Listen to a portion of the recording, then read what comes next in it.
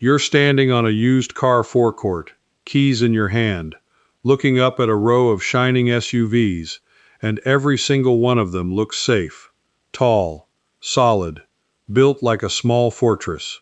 But here is what I found after months of digging, and it stopped me cold. Out of the 10 most popular used SUVs on British forecourts right now, only 2 are genuinely built to protect a body over 60.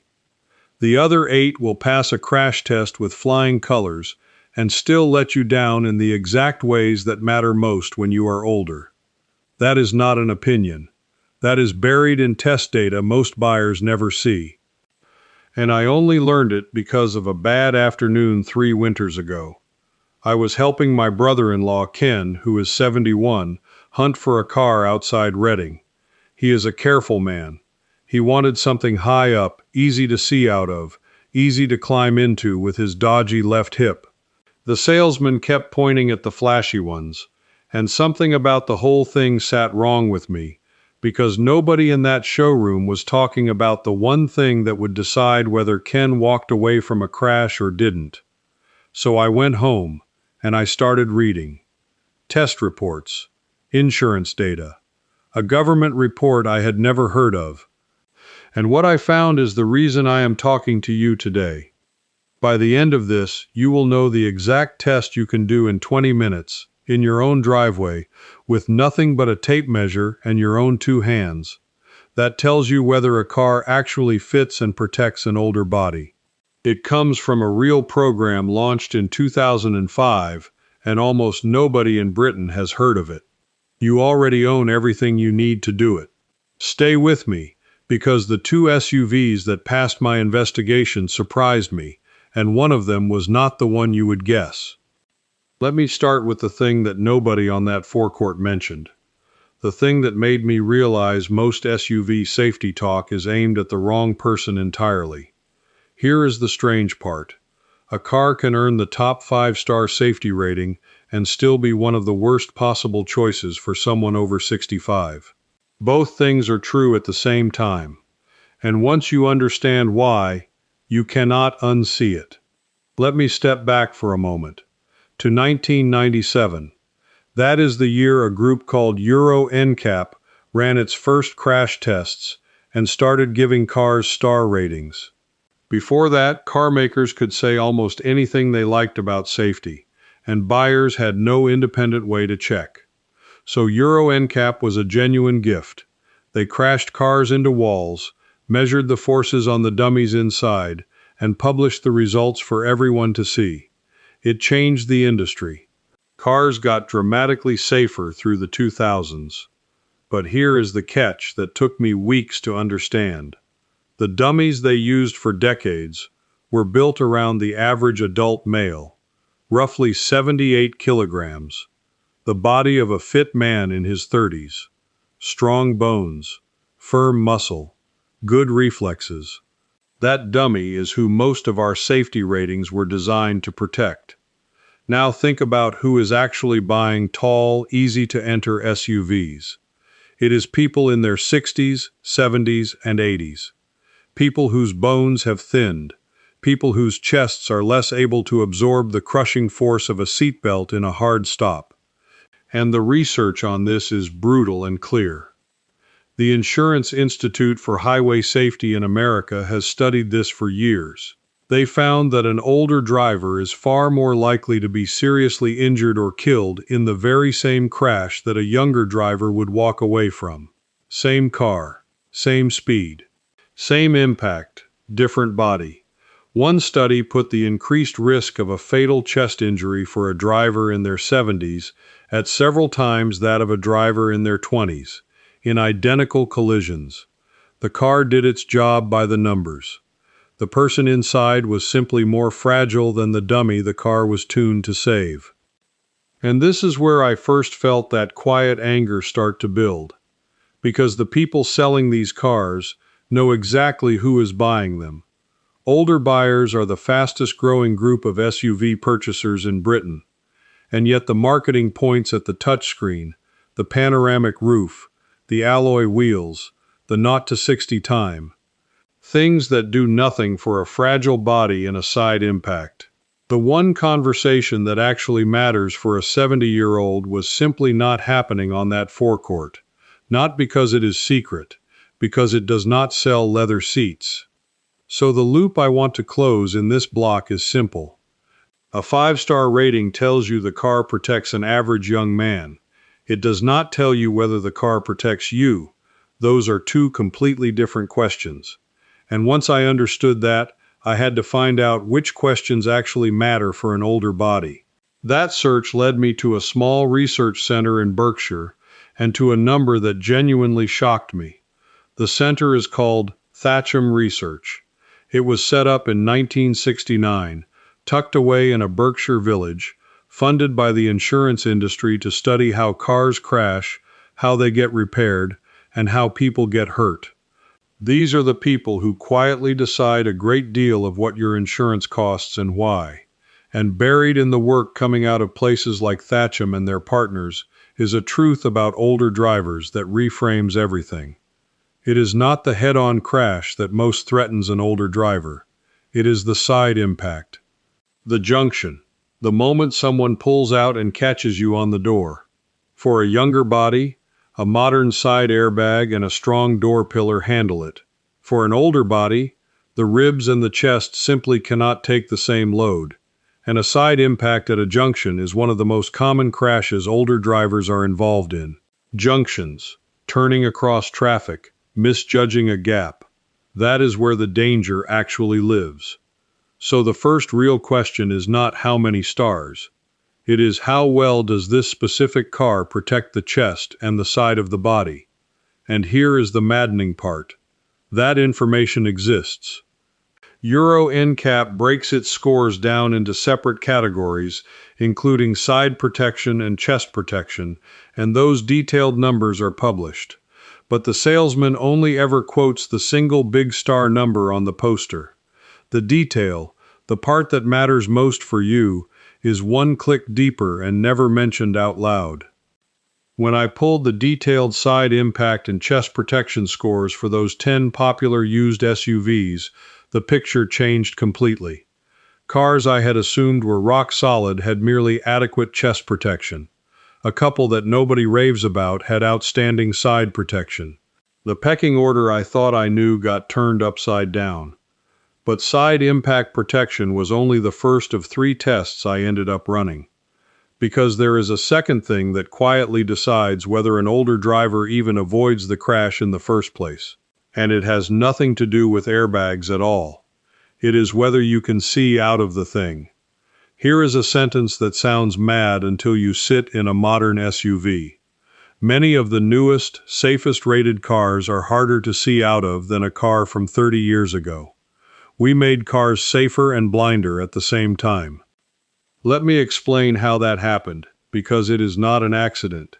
To pass those tough Euro NCAP crash tests, and especially to protect the car in a rollover, manufacturers made the pillars, those thick posts that hold up the roof, much thicker and stronger than they used to be. The post beside the windscreen, called the A-pillar, went from a slim strut in the 1980s to a great broad slab of reinforced steel today. That pillar saves lives in a rollover, but it also sits right in the path of your eyes when you turn to look at a junction. For a younger driver with a supple neck who can lean and crane and glance quickly around it, this is a minor annoyance. For an older driver, and I say this with love because I am heading there myself, the neck does not turn as far or as fast as it used to.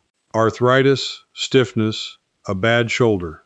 So that thick A-pillar can completely hide a pedestrian, a cyclist, or an entire small car at exactly the moment you are pulling out across traffic. Researchers have measured this. A wide A-pillar can create a blind spot that swallows a whole person standing at a crossing. Now stack a second problem on top, the touchscreen. Somewhere in the last 10 years, car makers ripped out the physical buttons and knobs for the heater, the radio, and the demister, and buried them all inside a glass screen. It looks modern. It photographs beautifully in the brochure, and it is a menace for an older driver, because to change the temperature or turn off a fan, you now have to look away from the road, find the right menu, and press a flat piece of glass that gives you no feel under your fingertip. A knob you can find by touch, eyes forward. A screen you cannot. Studies of driver distraction have shown that fiddling with a touchscreen can take your eyes off the road for far longer than the old buttons ever did, and that lost second or two is precisely when the junction bites. So when I went back to my list of 10 and started scoring them for real-world vision, thick pillars, high window lines, tiny rear windows, and everything hidden in a touchscreen, the list got shorter fast. Beautiful cars, cars with glowing reviews, cars that Ken had his eye on, fell straight off.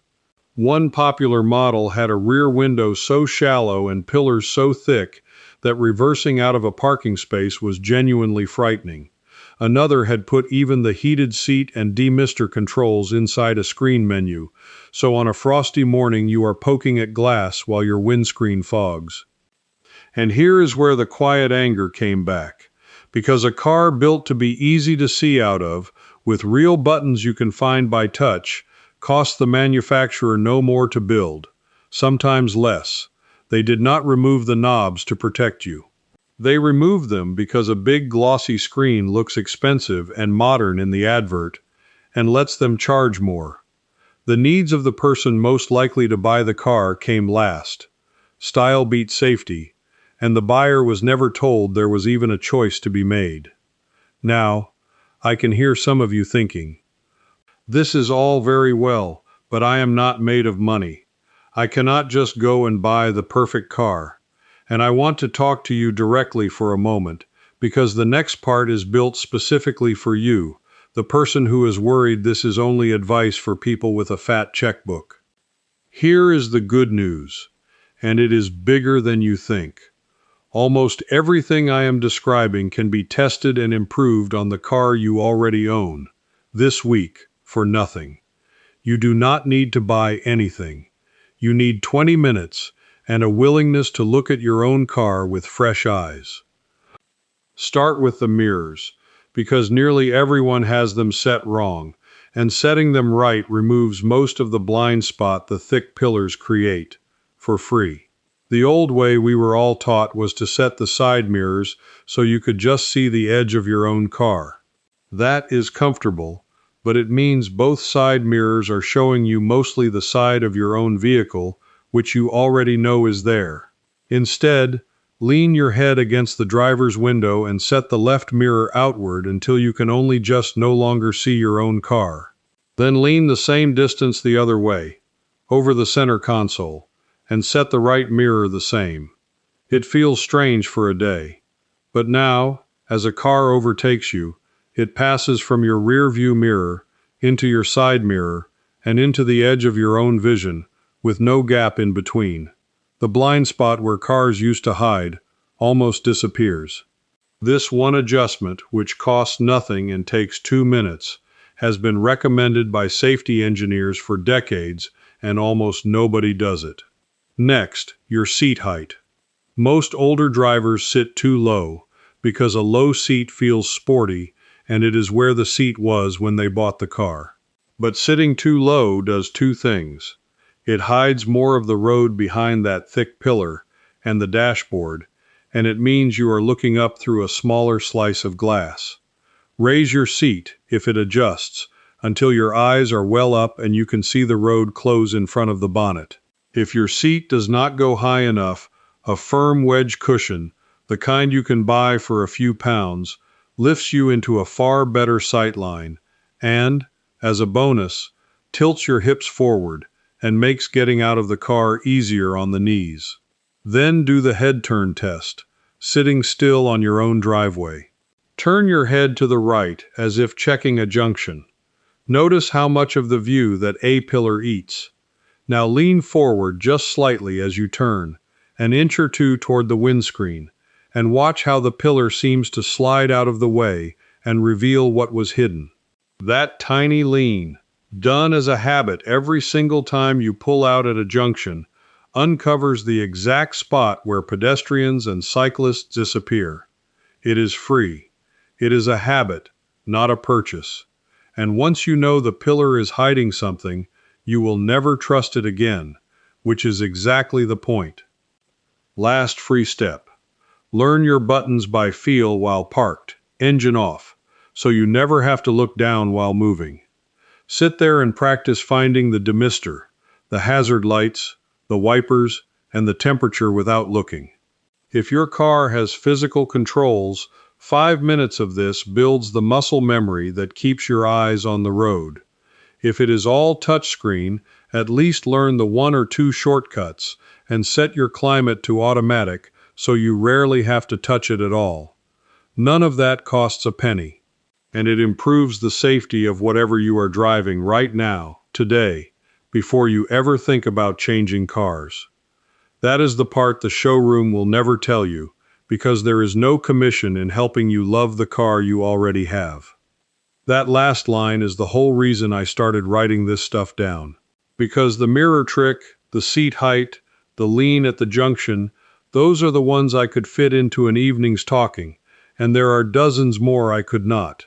So I put them into 3 books of my own, and they are the long version of everything I have shown you here.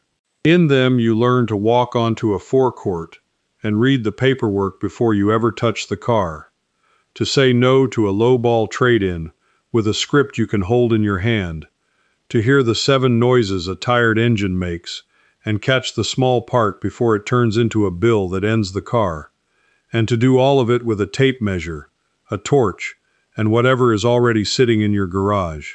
No scanner, no lift, no appointment. If that is the kind of thing you want in writing where you can go back to it, scan the QR code right there on your screen, link in the description, pinned comment for the collection. Now, back to that showroom question you actually came here for. But you clicked on this to find out which 2 SUVs actually passed.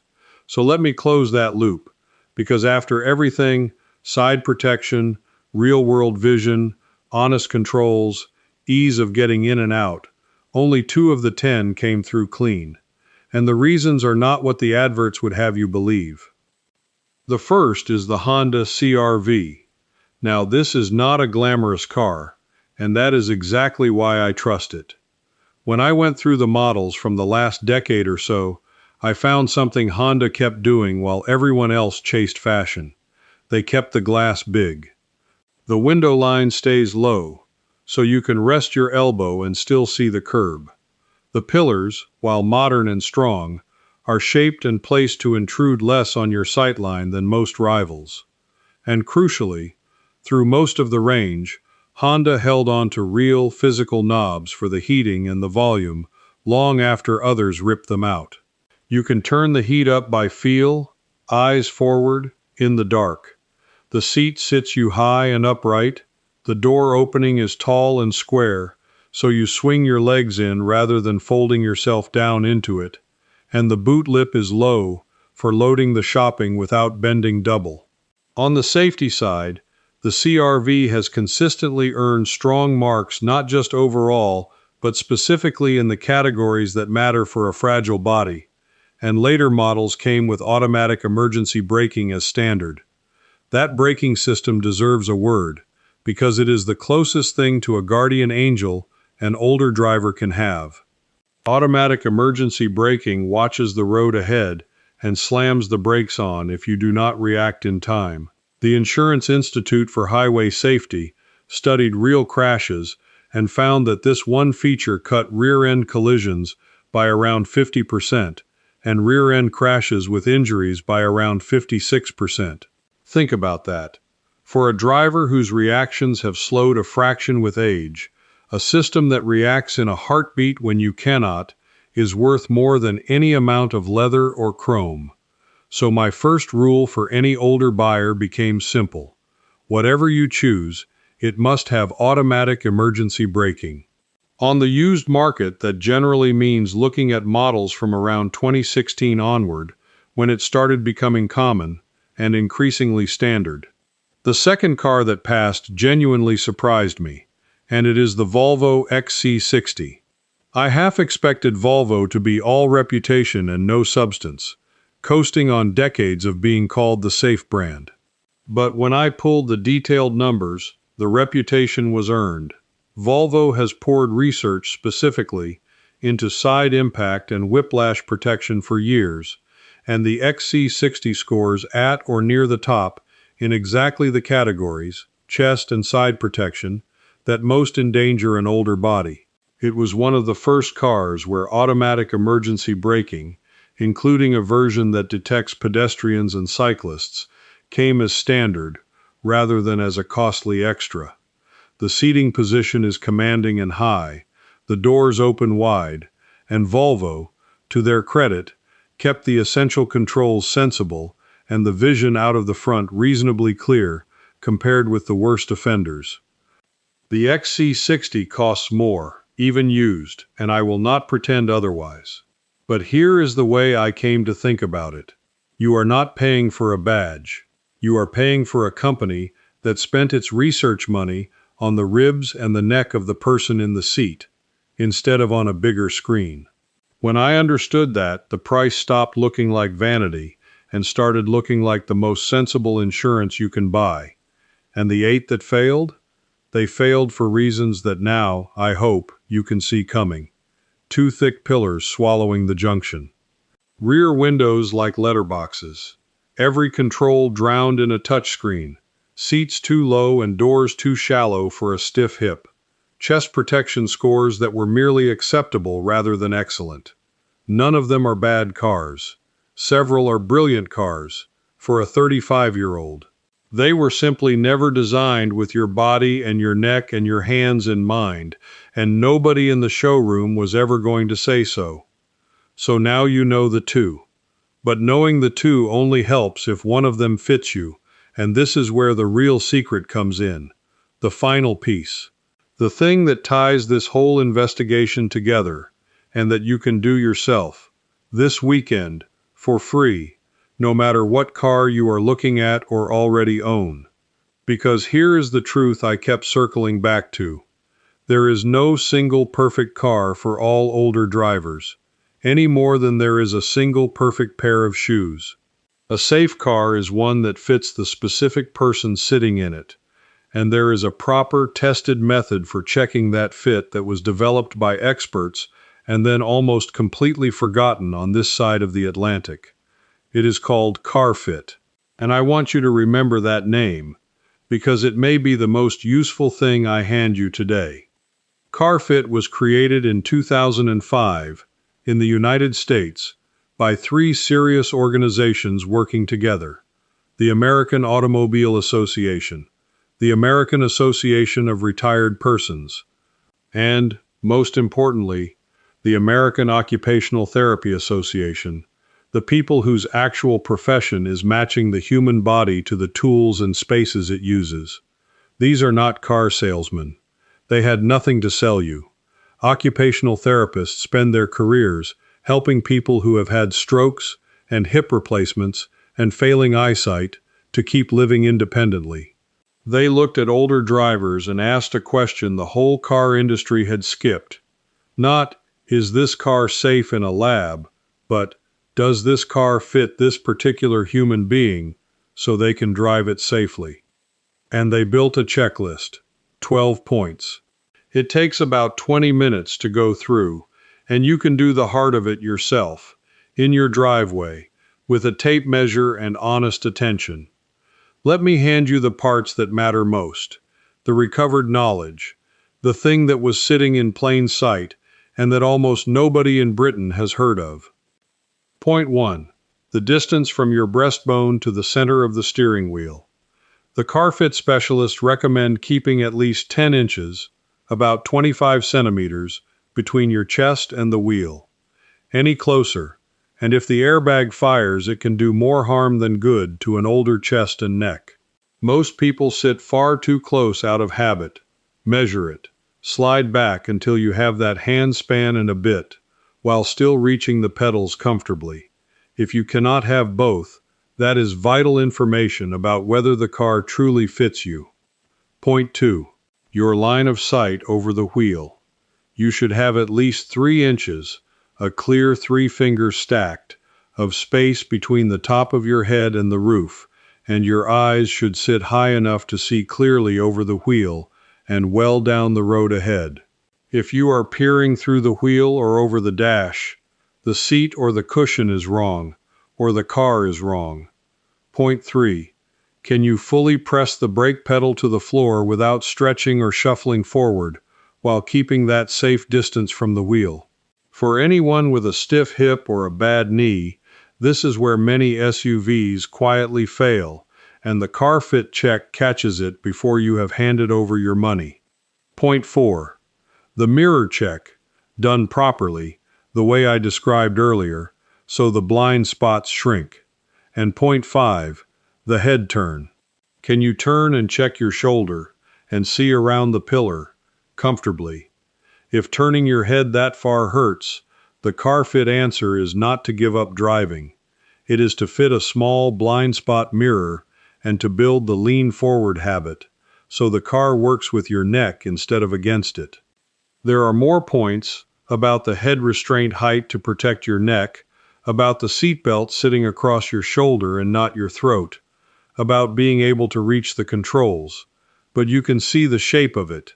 It is a body-first, person-first checklist. It flips the entire showroom conversation on its head. Instead of asking whether the car is impressive, it asks whether the car fits you.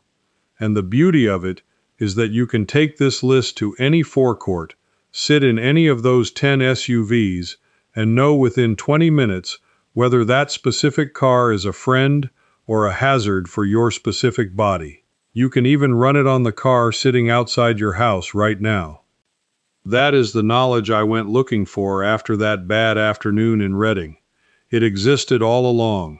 Real experts built it and tested it and gave it away for free in 2005. And then it got buried under 2 decades of adverts telling us that safe means stars, and stars mean buy the newest, shiniest thing.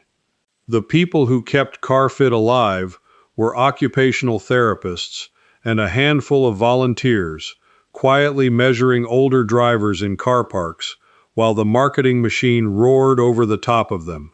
Now you have it too. So here is what I want you to carry away, and it is not really about SUVs at all. It is the feeling of realizing that the most important questions about your own safety were kept out of the room where you were spending your money, and that the answers were free the whole time. You are not too old, or too fussy, or too poor to be safe. You were simply never told which questions to ask. Now you have been. If you are the sort of person who suspects that a great deal of what we are sold is designed to keep us buying rather than to keep us well, then you and I are cut from the same cloth, and this collection is for you.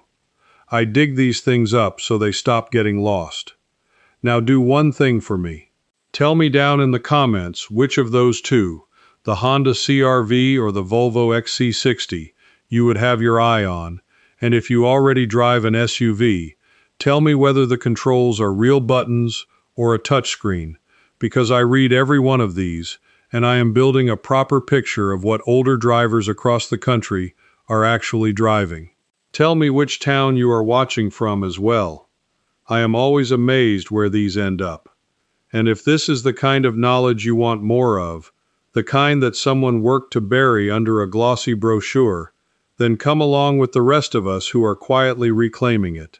Because next time, I am pulling apart the extended warranty they push on you at the desk, the one they promise will save you a fortune, and I found the single clause, buried on page 4, that lets them refuse to pay for the repairs you are most likely to need.